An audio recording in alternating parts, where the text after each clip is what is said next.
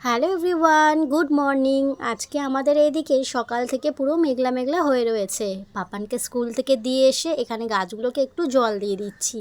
আমি রোজই সকালে গাছগুলোকে অল্প অল্প করে জল দিয়ে দিই।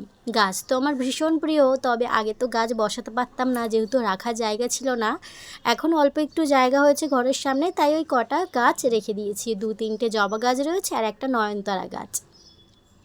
বেশ কয়েকদিন আগে একটা লঙ্কা গাছ নিয়ে এসেছিলাম, তবে গাছটা তো ঠিক আছে, তবে গাছের লঙ্কাগুলো না পেকে যাচ্ছে। জানি না কি হবে, দেখা যাক পরে।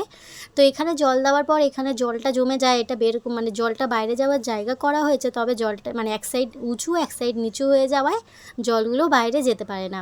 গাছগুলোকে জল দেওয়ার পর নিচে জলটা জমে থাকে, সেটাকে ভালো করে মুছে নিলাম। নারকেল গাছের তো প্রচুর ফুল নিচে পড়ে, তো সেইগুলোকে মুছে গাছগুলোকে তোমাদেরকে একবার দেখিয়ে দিলাম। আজকে সকালে ছিল পেটাই পরোটা আর ঘুগনি, যেটা দোকান থেকে কিনে আনা হয়েছিল, আর বাজার থেকে বেশ কিছু সবজিপাতি কিনে নিয়ে এসেছিলাম। তো এখানে বিছনার চাদরটা তুলে দিয়েছি, দিয়ে মাদুরটা বিছিয়ে দিলাম। মেঘলা মেঘলা ওয়েদার, পাপান যদি জল বা হিসু করে দেয় সেই কারণে মাদুরটা পেতে রাখলাম। বিকালে চাদর পাতবো।